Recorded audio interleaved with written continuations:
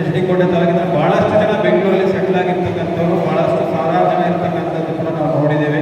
ಅಲ್ಲಿ ಉದ್ಯೋಗಗಳನ್ನ ಸೃಷ್ಟಿ ಮಾಡಿ ಉದ್ಯೋಗಗಳನ್ನ ಅವಕಾಶವನ್ನು ಕಲ್ಪಿಸ್ಕೊಟ್ಟಿದ್ದಾರೆ. IT-BTಗಳು ಕೂಡ ಇವತ್ತು ಬೆಂಗಳೂರಿನಲ್ಲಿ ಭಾಳ ಇಡೀ ಏಷ್ಯಾದಲ್ಲಿ ನಂಬರ್ 1 ಆಗಿ IT-BT ನಮ್ಮ ಬೆಂಗಳೂರಿನಲ್ಲಿ ಭಾಳ ಎತ್ತರಕ್ಕೆ ಬೆಳೆದಿದೆ.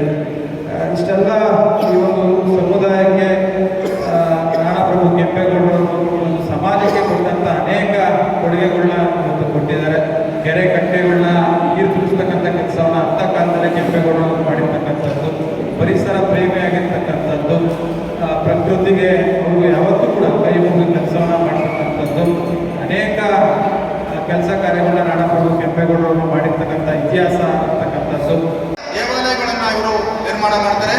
ಮತ್ತೆ ಕುಡಿಯುವ ನೀರಿನ ಸಮಸ್ಯೆಯನ್ನು ಬಗೆಹರಿಸೋಸ್ಕರವಾಗಿ ಅನೇಕ ಕೆರೆ ಕಟ್ಟೆಗಳನ್ನ ಇವರು ನಿರ್ಮಾಣವನ್ನು ಮಾಡ್ತಾರೆ. ಮುಖ್ಯವಾಗಿ ಇವರು ಒಂದು ಸಾಮಾಜಿಕ ಅಸಮತೋಲನೆಯನ್ನು ಒಂದು ನಿವಾರಣೆ ಮಾಡ್ತಾರೆ. ಅದೇನಪ್ಪ ಅಂತಂದರೆ, ಆ ಸಂದರ್ಭದಲ್ಲಿ ವಿಧವೆಯರಿಗೆ ಅವರ ಎಡಗೈಯಿನ 2 ಬೆರಳುಗಳನ್ನ ಕಟ್ ಮಾಡ್ತಾ ಇದ್ರು.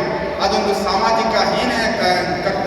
ಆ ಒಂದು ಇದನ್ನು ಅವರು ತೆರವುಗೊಳಿಸಿ ಸಮಾಜದಲ್ಲಿ ಅಸಮಾನತೆಯನ್ನು ತರುವಂತಹ ಕೆಲಸ, ಅಸಮಾನತೆ ನಿವಾರಿಸುವಲ್ಲಿ ಇವರು ಕಾರಣಕರ್ತರಾಗ್ತಾರೆ.